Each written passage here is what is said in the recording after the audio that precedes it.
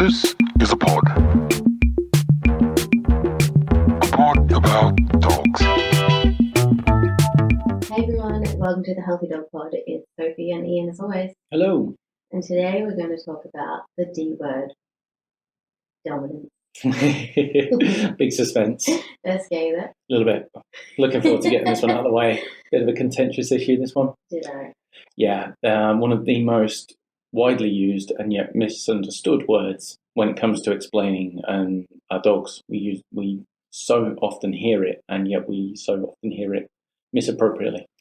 So what we're going to talk about today is why it's been used, so where it came from. One of the implications it has across the board in terms of the language we use to describe our dogs, the way we train, the way we own. Our entire dog culture has been affected by this.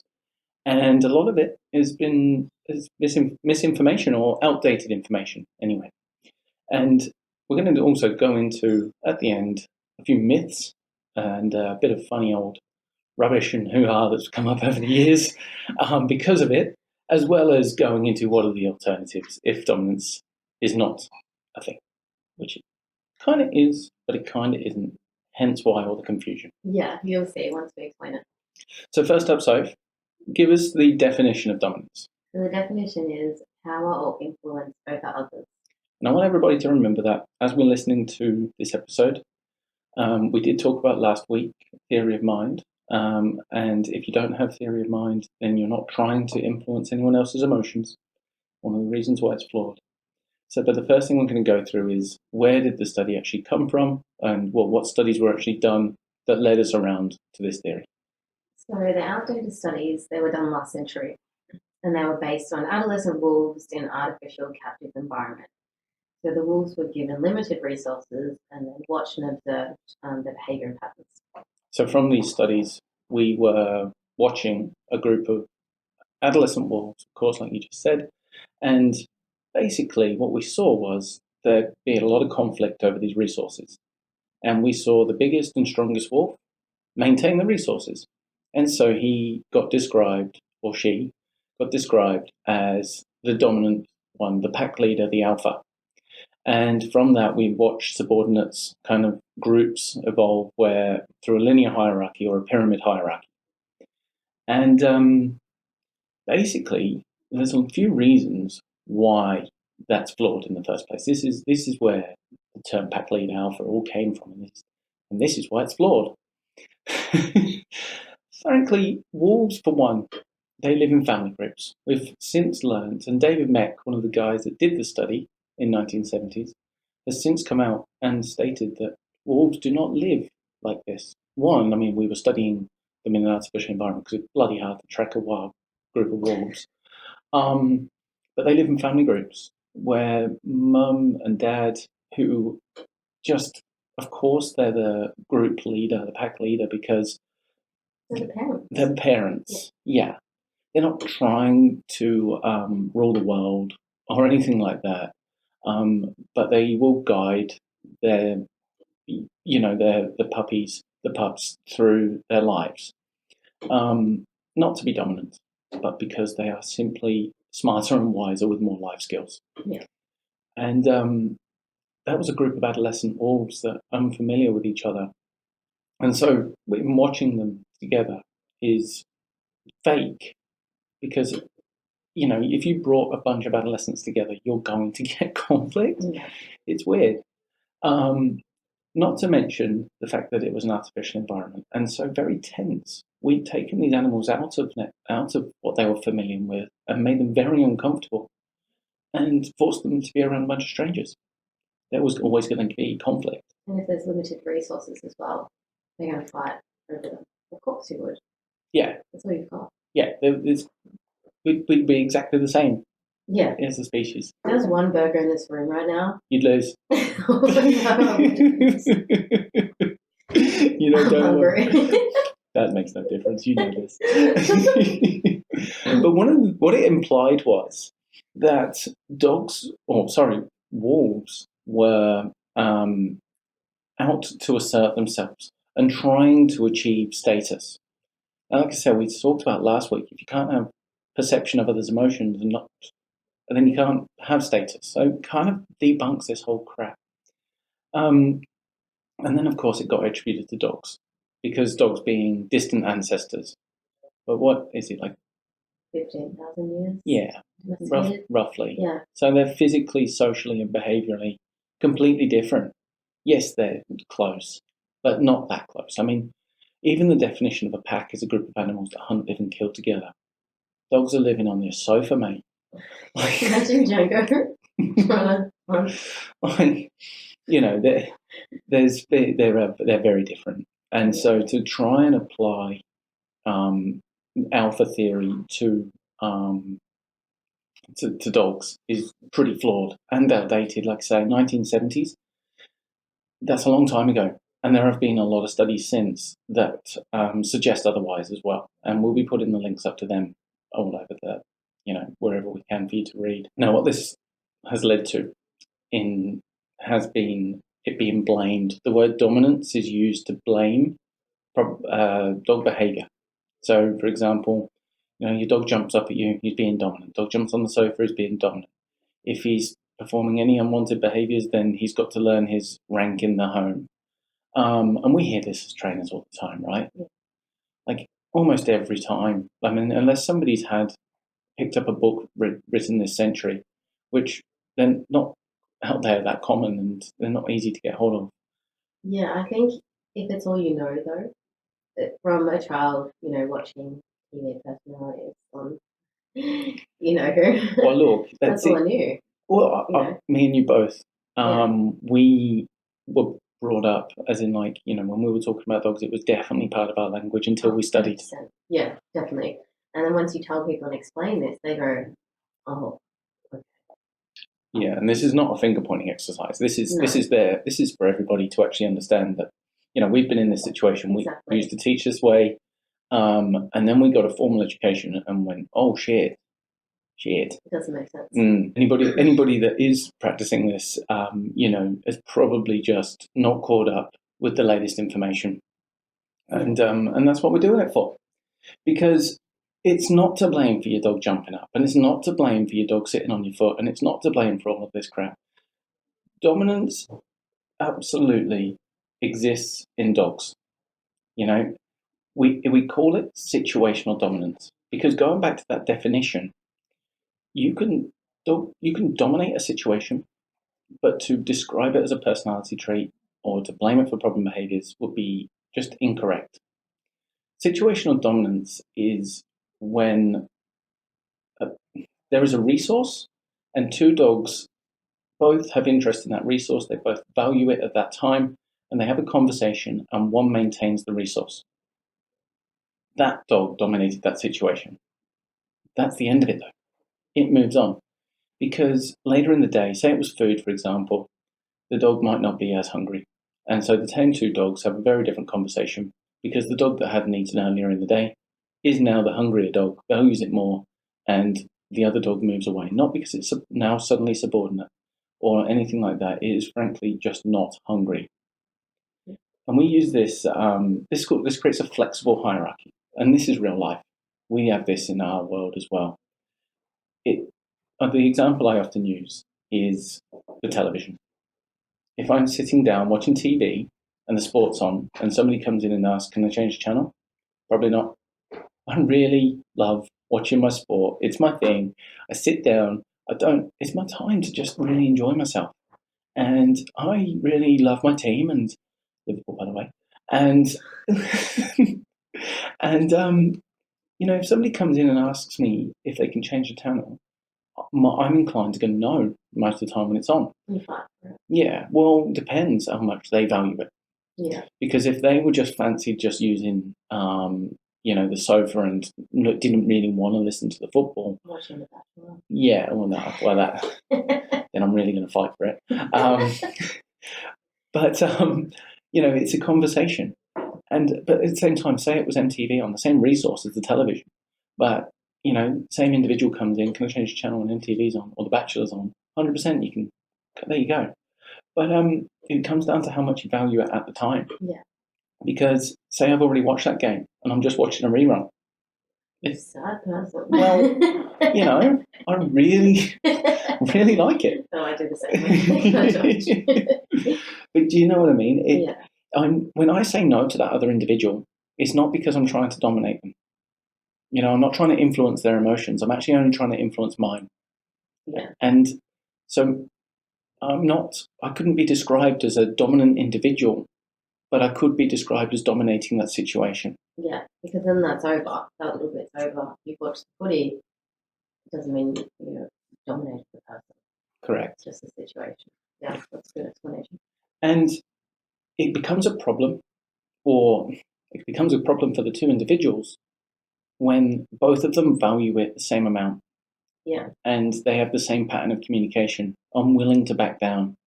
And of course, then they escalate their learned pattern of communication to the point where there is a conflict, a big conflict that has been resolved through probably physical force. Again, still not trying to dominate. It just escalated. It's not dominate is not correct, because they are trying to dominate that situation. This is how easy it is to confuse it. They are not trying to influence the other's emotions. And that is so important to understand. I saw an incident once.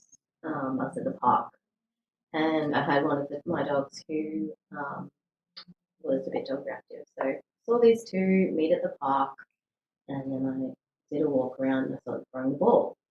I was throwing the ball, and the dogs are coming back with the ball.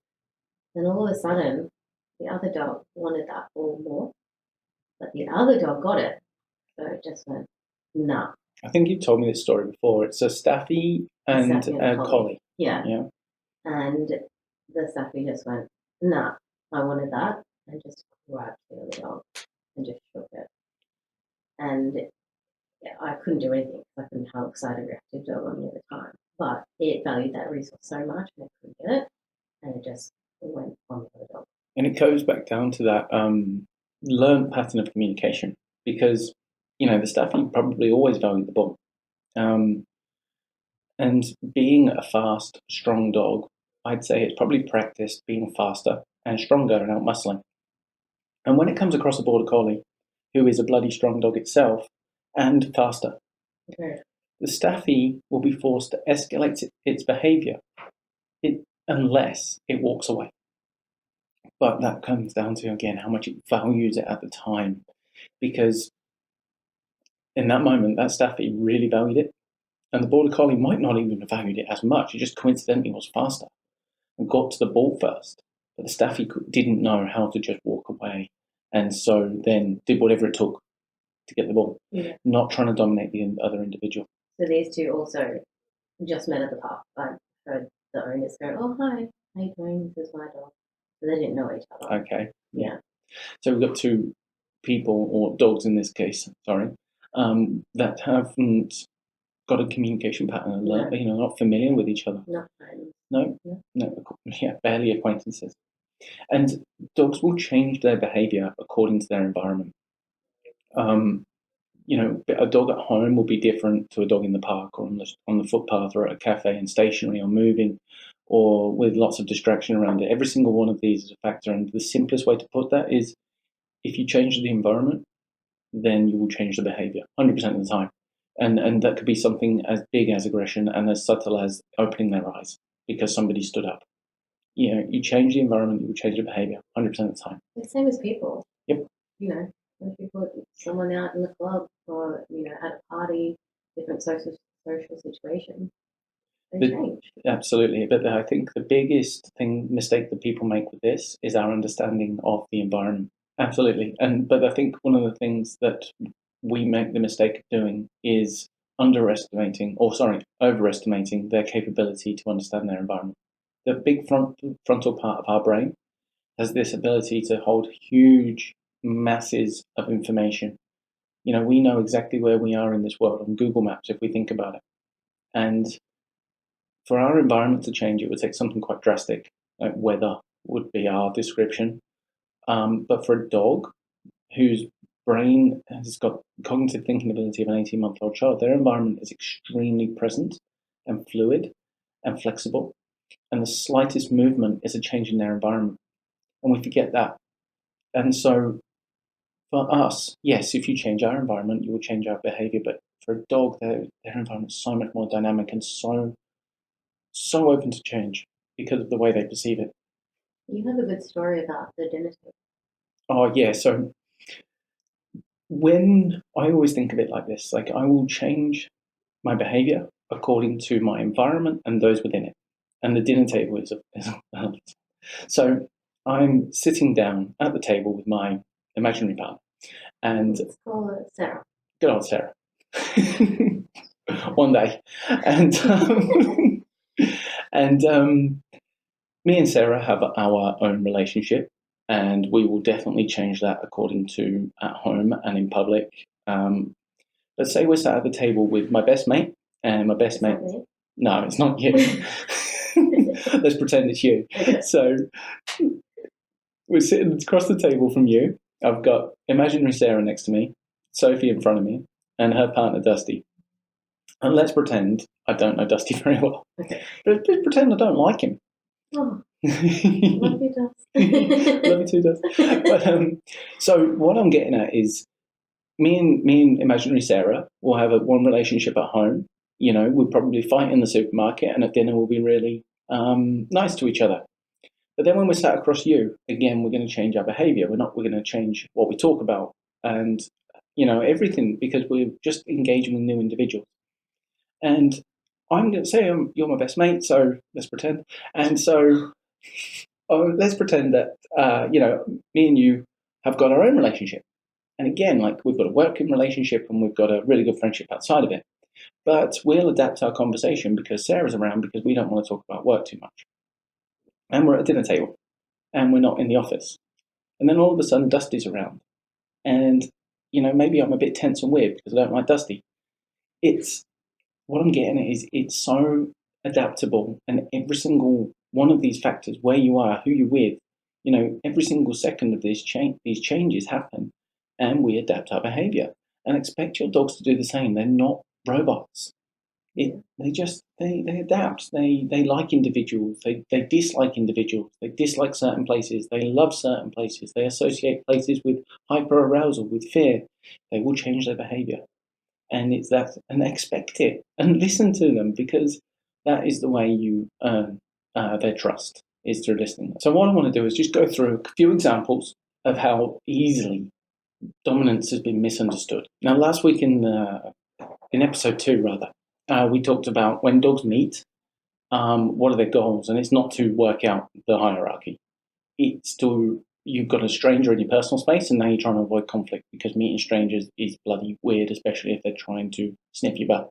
There was a good example that I saw. Someone said, if you sit on the floor and get someone to come towards you, how much you feel at that situation. You're like, you know, someone's coming into your space. Mm. That's how they're feeling as well. Yeah. Well, that's it. You know, straight away you're confronted with, and we're talking about two dogs meeting on the street, acquaintances and strangers. Different if you know them, of course, but because they've built the trust. Yeah. Or built mistrust based on this conversation we're about to go through. You've got the old school dog that we used to call dominant, where he would typically, you know, go into a deep stare, he'd puff his chest out, his shoulders would be high, he'd be very tense and rigid.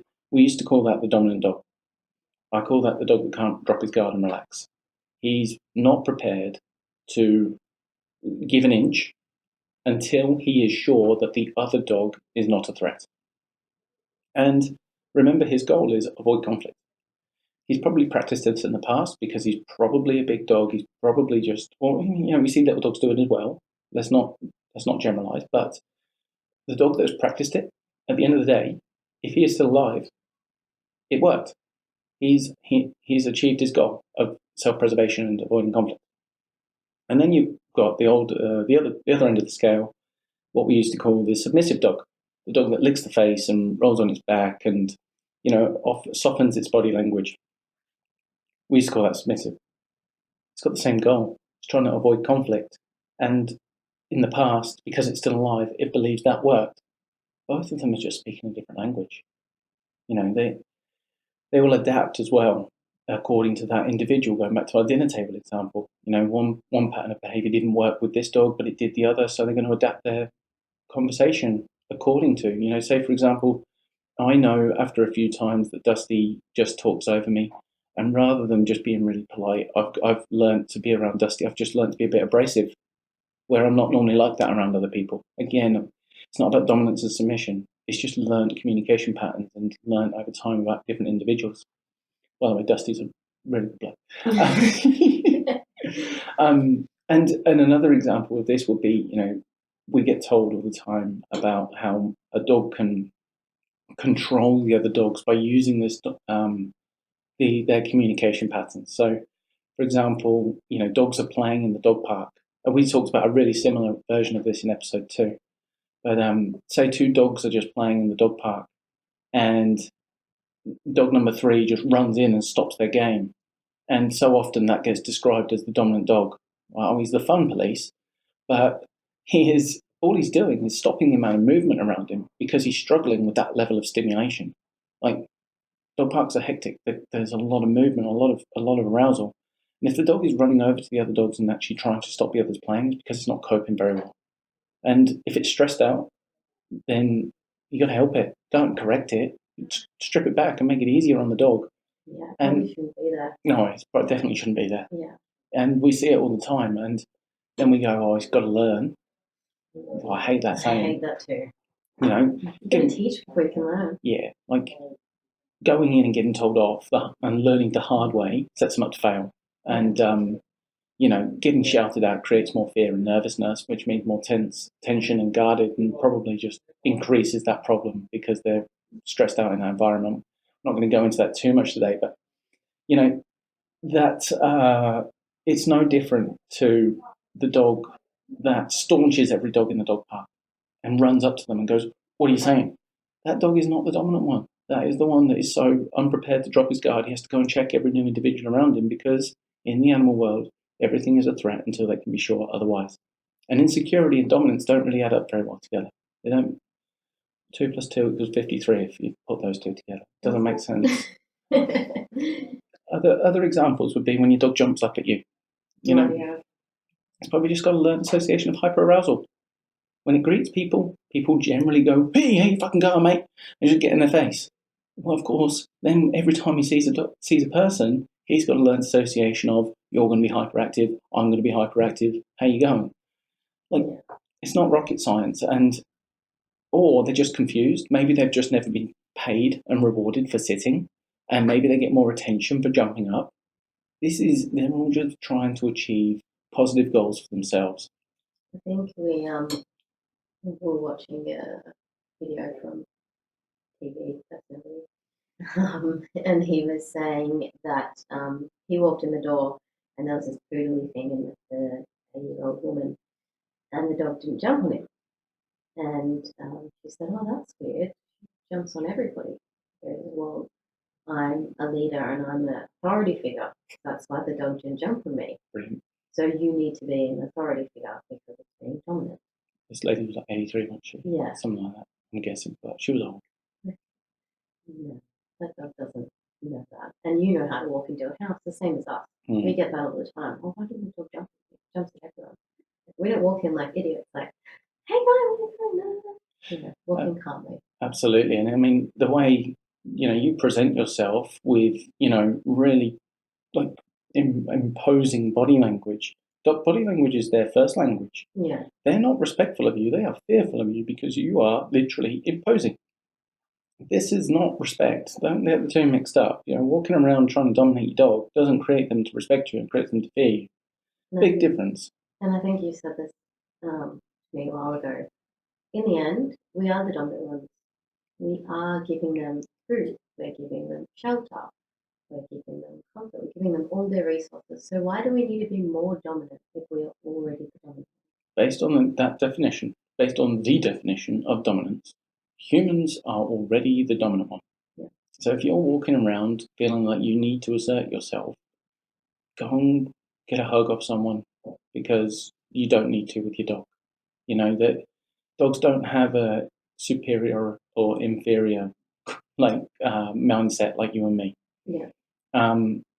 It's stressful for the owner. That's it. You know, having to tell your dog all the time.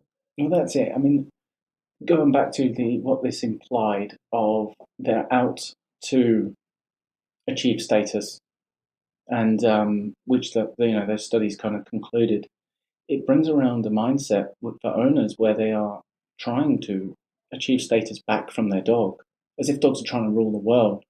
What a load of crap! What a crap life for a dog owner, and consequently a crap life for a dog that they didn't even take part in. They're not a part of this. It's a man-made thing, and we start running around correcting them and punishing them because we feel that they're trying to achieve status over us and others. And it was never the case. And dogs are getting bullied basically way too much because of this whole theory.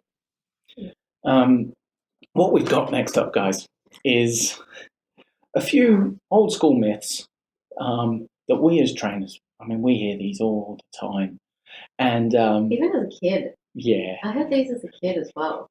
I've done these, so I admit that, and you've probably done them too, and you don't know. Absolutely. I used to teach people some of these before I got an education on it. Yeah. And it's, some of them really, when you think about it, they're laughable. And, when you bring it up in puppy school. Oh, yeah. Yeah, when I bring it up in puppy school, I always say, whose side of dominance? And then people say yes, no. And then when I go through the myths, you just see some of people's faces go, I've done this, I've done that. And I'm like, yeah, so have I, but now you know. And then you feel like a right pork chop. Yeah. But that's what we're doing this for. We're just giving you the education and the tools to go, hang on, this sounds not right. Nah, we've done this ourselves. Yeah. And we're like, oh shit. So Shall we get started? Yeah, go on then. Okay. Eating before your dog. Yeah. So this is a really common one where people get told they've got to eat before their dog because the alpha would eat first, right? Yeah. This is, I don't understand it. I mean, dogs don't have a sense of, first come, first serve. Yeah. They don't have, I don't know. I really don't know on this one. What are you meant to do every time you feed your dog? Call the kids down? What if you've got guests over? Everyone's got to eat out of the dog bowl first. There are a lot of dominant dogs if this is true, because feed your dog when it's convenient. That rolls into the next one, which is eating out of your dog's bowl. No, well, you drank out of a dog's bowl. Oh. Yeah, okay. Look, let's clarify this. Yes, I drank out of a dog's bowl. Yes, someone across from me stitched me up on national television. You're welcome. We'll put the link up. You can see me drink out of a dog's bowl. It was great. It was great. You look great. It was a great day for me. But no, I mean, look, that's the kind of extra level of crazy, isn't it? You've got to eat before your dog. If that's not enough, then prove to them that it's your bowl and you're the one in control of the bowl. In fact, we used to teach people in puppy school about if you wanted your dog to learn that you could take the bowl away. So in puppy school, we used to teach people that while your dog's eating, go and remove the bowl so that it knew that, you were the dominant one. Genuinely used to teach this shit. And nowadays, when I look at it, I'm like, you're a moron, mate. Because, honestly, if somebody consistently put their hand in my food every time I was eating and tried to take my food away, that's how you create resource guarding.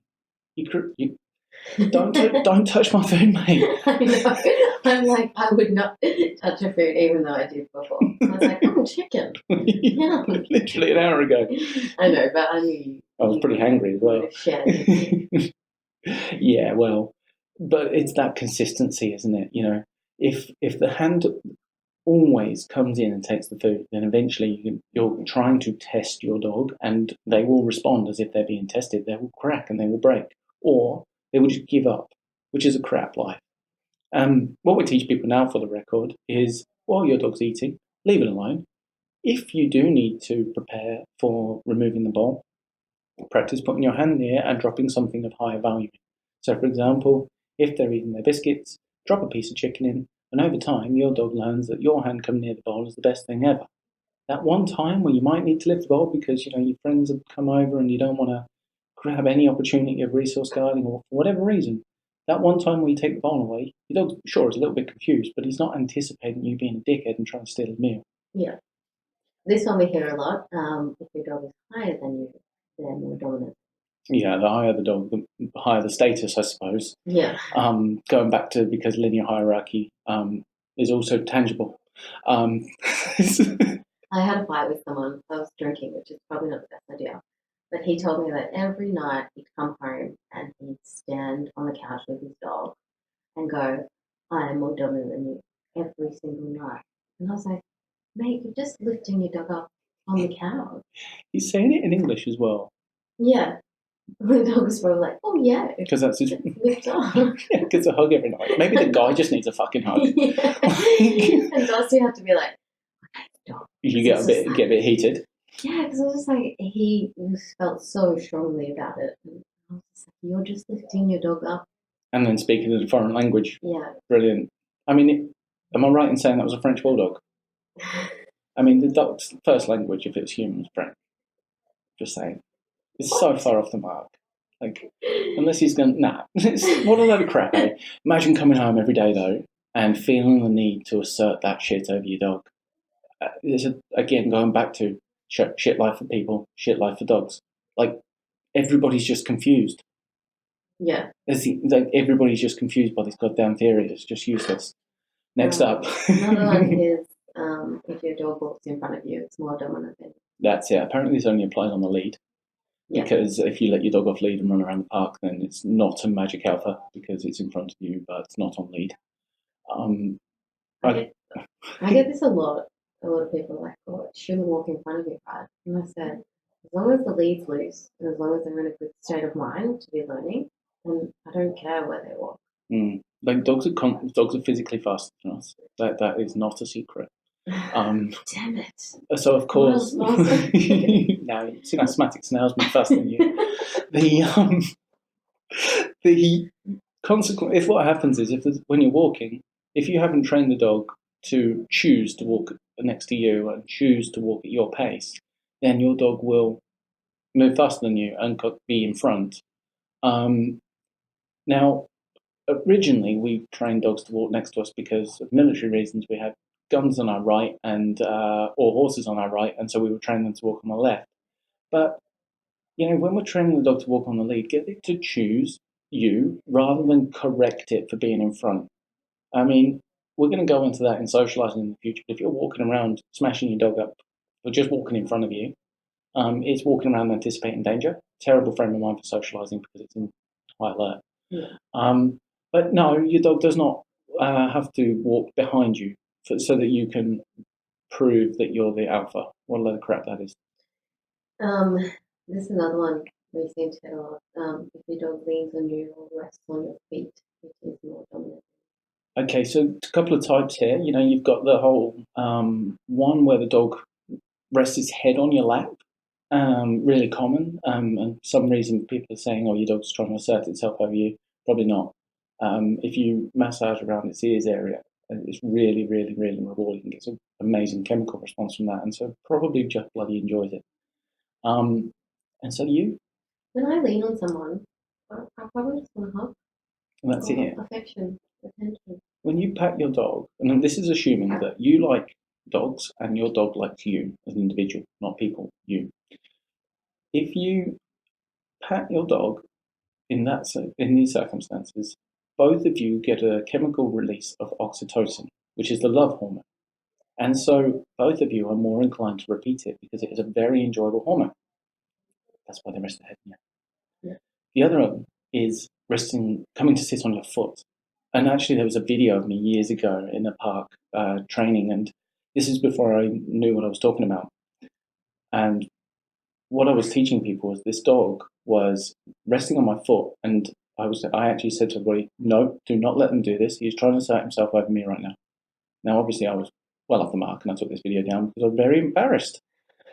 But it's the truth. I did. And that's it. That's all you knew at the time. Yeah. This dog was in a really uncomfortable situation surrounded by stranger dogs and stranger people. Never actually been to this park before. It was down. They drove all the way from the Shire to come and get really bad advice from me. And the dog was super uncomfortable and was actually leaning on people because it really liked people and was trying to get a chemical reaction to make itself feel better in a stressful moment. Yeah. That's all. Certainly not trying to dominate me. No. We already covered this one, but jumping. Yeah, no, jumping up on beds and sofas we have not. Oh, no. People we have, but not beds and sofas. Yeah, very basic on this one. Yes, it's your bed and it's your sofa, but your dog doesn't know that. It doesn't. We put a lot of value on physical things. We name them, and we name the dog bed the dog bed. The dog doesn't get that memo, and so he's looking for a comfy resting spot. He doesn't think to rest in allocated places like we would. Unless you teach. Exactly. It's not natural for a dog to always use a bed, though. They will rest wherever they want. And yeah, it's the comfiest place in the room. It's the reason why we sit on it. You know, we sit on it because it is. My back hurts if I sit on the floor too long. But dogs have got a completely different anatomy, but they still are going to very much enjoy that lovely, comfy sofa.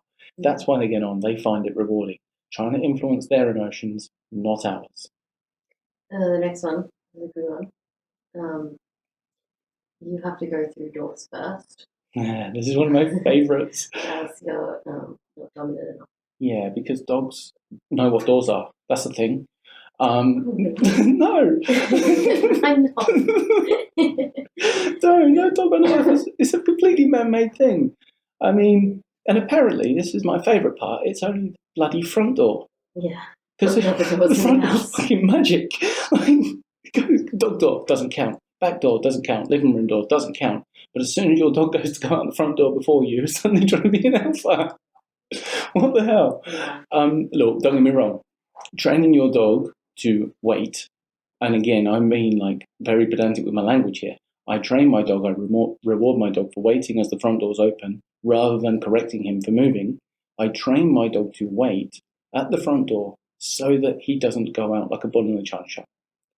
Because it freaks me out. There are cars, there are other dogs, potentially runners, cyclists, people. I ask for him to slow down in this moment because it is practical, not to be dominant. You'll be in the wrong gear. He's shooting at that door in that mind frame. Yeah, exactly. And so when we're training these things, it's about using common sense, not to assert ourselves. That's so important at this to realise. You cannot convince them that they should like it because you do. That's right. Not having theory of mind means they are not psychic. So if say for example they're walking down the street and they get spooked out by the bin, and you know as a rational person what a bin is. For one, they don't. But you knowing that doesn't mean shit to the dog. You going over and giving the bloody bin a pat on the head doesn't make them think that the bin is now not a threat. What happens is, if you take the time to slow down and walk over to the bin, in that time the dog's arousal level potentially can come down to the point where it can process information and realise the bin isn't moving. And so is less threatening potentially. Or it may stay freaked out and learn the bin's a crap. But you going over and patting the bin really is you being a lunatic. Stop it. It's the equivalent of, I'm scared of wasps. Sophie's not scared of wasps. Now, if Sophie just decided to catch that wasp and put it under a jar, she can show me it. She can pat the jar if she wants to be a lunatic. But her doing that does not convince me to not be scared of wasps. That's my fear. How you feel? I get to choose my stresses, and I get to choose the things that I like. And actually, and choose isn't even the right word because it's not a choice. So if your dog is petrified of something, desensitize it to it gradually and build its tolerance up gradually. Don't go and give it a bloody pat on the head if it's been. Seen lots of people do that, by the way. I think that's so important. Saying fear is not a choice. Because a lot of people think, oh, it'll be fine, and just go past that again. But it's like, no, that's how the dog feels. You need to make them feel better in that moment. That's right. Okay, what have we got next? Tension through the lead. Another one of my favourites. So if you're walking down the road and you see a dog coming towards you and you get tense, and your dog starts reacting, it's not because you got tense. It's because you pulled on the lead and removed its option to run away. And you have either caused frustration that he can't get to the dog, so starts barking and venting because it's overstimulated, or it's activated the fight response because it's so scared, but the option of running away has been removed, and so it barks, lunges, and of course, consequently, that dog walks away, and so that dog practices aggression. On this note, aggression is nothing to do with dominance whatsoever. Aggression is a conflict for a dog. A conflict for the dog is a last resort. Survival says conflict and aggression is a terrible way of surviving. Your dog's danger brain, fight flight center is kicked in, and it's not a choice. And we're going to go into solving problem behaviors in the future, but let's just categorically state aggression is not a dominance issue. So I have a story about the tense leash as well. So I had a client, and he previously had a rescue dog that was dog rescue, and it would attack every dog. So I couldn't really walk it that much because every time it just be attacking dogs in the street. So he broke up with his ex-girlfriend, and he got a puppy, he got a bulldog, and he called me over because he was like, every time I'm walking, my dog's like lunging at other dogs. And I watched how he had the leash, and he was preempting because of his previous dog. He would tense as soon as he saw a dog. So for this little puppy, he was tensing when he saw another dog, and I'm like, stop. I'm like, you're tensing, so your dog's flight has gone away. Let's be clear. So when he's tensing, what he's doing is pulling on the lead and putting pressure on the dog's collar or harness. Yeah. So he's pulling so that and now the dog consequently feels restrained or trapped. Mm-hmm. And once I explained that to him, and walk past other dogs again, it was fine. Mm-hmm. But he was like, I didn't actually realize I was doing that because I was so used to doing that with my old dog and being like, look, there's a dog, shit. And this is where, people get told, using the old dominance technique, that if you remain calm, then your dog will remain calm. Dogs aren't bloody psychic. Like, it's cause and effect. Yeah. If you get flustered, your decision making goes down because the higher the arousal level, the lower the ability to process information. You'll hear me say this a lot, but it applies to dogs and people. Well, that's the thing. He didn't even know who was doing it. So I was like, you're pulling the leash. He's like, am I? Like, yeah. Yeah, because he's now panicking. Yeah. When he sees a dog, he's got a learned association of panic because of prior learned experience. Yeah. Just like a dog could have, and just like his previous dog would have had. But his puppy didn't. But he's now consequently setting his dog up to fail because he's now panicking. He's put himself in a situation where he was compromised as an owner. Yeah. Not necessary, but at the same time, this is why he got help, I suppose, and good on him, and you've been able to help him with it. Yeah, definitely. And I'm so glad that he got me in at the start. The dog was 13 weeks old, something like that. So it wasn't later on down the track. And this is what just leash frustration. Yeah. I want feedback from that dog over there, and I'm going to move towards it, and now I'm being restrained, and adrenaline's gone up, and I'm venting, barking. Yeah. It's not aggressive, but it's 100% inappropriate. Yeah. And, it's just cause and effect. It's simple cause and effect. So for the last one this is the big one. I think we get. We see this way too much. Yeah, and it's we hear about it way too much. Yeah. So physically putting your dog on its side, pinning it down, alpha roll, I think it's called. Yeah, alpha roll. Yeah. Oh wow. I'm pretty sure it's called an alpha roll. Brilliant. At the end of the day, the more physical control you have over your dog or have to use over your dog at that time, the less control you're actually in.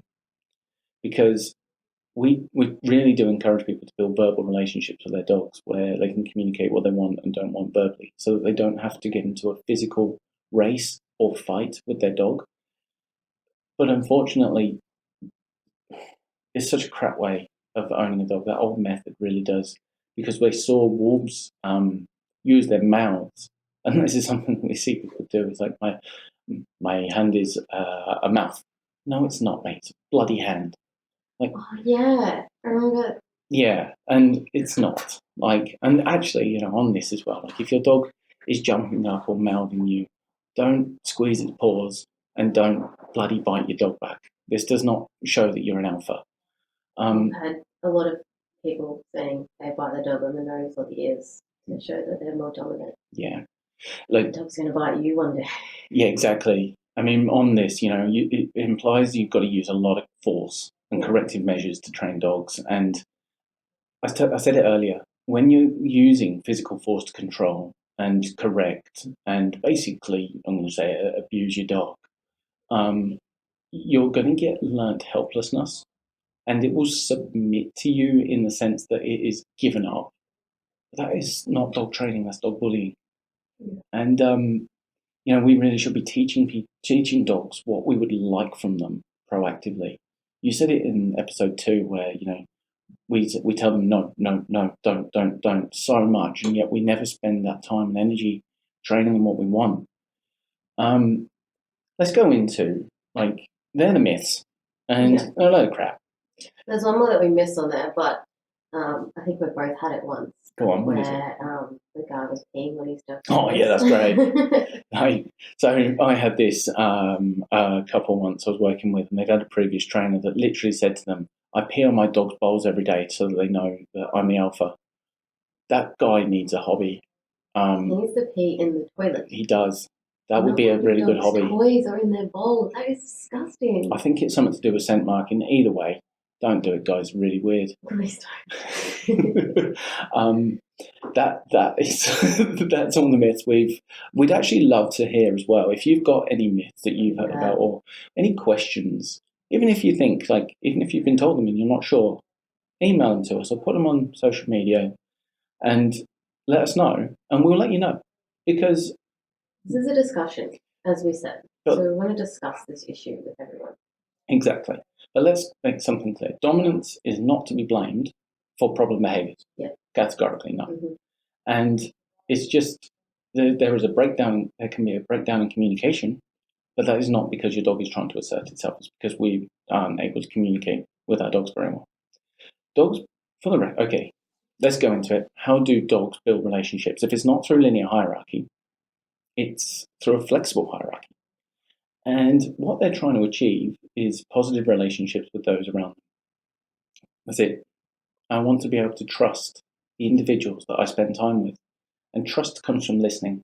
And calm communication is the best way to earn the trust. So just gentle little passive gestures, just really eye contact, body language without being too pushy.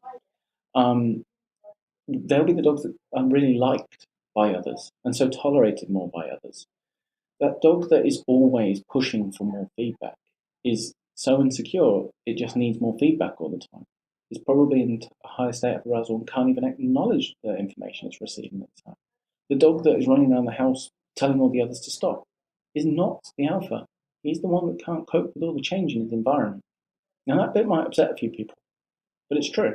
The dog needs a bit more help and a bit more of a consistent environment. And it may well have been practicing it for a long time, but just because you've seen it for a long time and normalised it, I think that dog's quality of life can improve. Yeah, I think you have a good story about a toddler running around the house. Yeah, so, when you see a dog trying to stop the others moving, we gave this example in episode 2, but I will go through it again because it's very applicable here. When you see a dog trying to stop the others moving, it is the equivalent of me standing there and a toddler just running around and running around and running around. And eventually I might get to a point where my tolerance levels are hit. And I'm like, I actually find this quite annoying. And so I might ask him, let's call him Henry. Hey, Henry, can you slow down, mate? And he ignores me. Hey, Henry, can you slow down, mate? And he ignores me again. Henry, can you slow down, mate? And he ignores me again. And eventually I might go over and grab Henry by the hand and go, hey, buddy, mate, I asked you 3 times. Do you mind slowing down? And, he might have a tantrum. He might go, yeah, no problem. But what I'm getting at is I was trying to influence my emotions and not the other dogs, not Henry's. And same with the dogs. You can get a learned association so that every time Henry appears, I'm like, oh, bloody Henry. I don't like this kid. And this is what happens with our dogs. They just get a learned association. And they end up jumping to this conclusion. And that's that can be eventually called a personality trait. But that personality trait is described as a low tolerance, not dominant. Very different. Very, very different. Not trying to assert yourself to influence their emotions, but only trying to influence our own. So the bottom line is they just want to feel safe and comfortable. That's it. And they remember that lack of theory of mind means that they're only ever presenting information of how they feel. And if we notice that our dogs are overstimulated, hyper aroused, fearful, anxious, stressed out, listen to them. That's what they're communicating. If they're communicating they're happy, let them carry on. If they're communicating they're sleepy, let them sleep. But listen to them. Learn your individual dog's characteristics and traits and understand what they're saying. And don't apply dominance to this. And see if you can relearn by just watching your dog. Because they're non-verbal communicators predominantly. Eye contact, body language, their bodies are always presenting us with information, little subtle movements in and out and touching things for information. And information is their currency. Information brings clarity, clarity brings comfort. And that is all they want. So when we're exposing them to an environment, and remember that a dog's behavior is a result of what we expose them to because we control their resources, because we control their food, walk time, where they go, where they sleep, absolutely every element of their life. We control where they put them. It's up to us to make sure that they always feel safe in that environment. And we'll earn their trust if we do this. And we'll in turn trust them more because there's less problem behaviors. Yeah. And I think the most important point too is to remember every dog's an individual. Every dog's different. No matter if you've had that breed before, every dog is different. They might have the same traits, but they're an individual, just like humans. So treat them like that. Absolutely. I mean, how many times have we heard it? I heard one. This was one of my favourites actually. Pugs. No, was it Shih Tzus? Shih Tzus won't wear harnesses. Oh yes, I remember that. It was a puppy, a breeder, Yeah. and she told one of the clients in our puppy school. This is when you first up with teaching puppy school for us, and the breeder had told her that Shih Tzus won't wear harnesses. She's had Shih Tzus all of her life, and not one of them ever wanted to wear a harness. Now she was either really bad at putting harnesses on, or I have no idea where she got this nonsense from. But to generalize an entire breed that way is absolute horseshit. But also to say it to an owner who's never owned a dog before as well. So this is this owner's first dog. So she's coming to me going, I can't put a harness on it. I got told no. Yeah, it's the same owner that got told to feed the puppy Weetabix and milk. Yeah, just that'll do it. That's its entire diet for 6 months. Don't get a grip.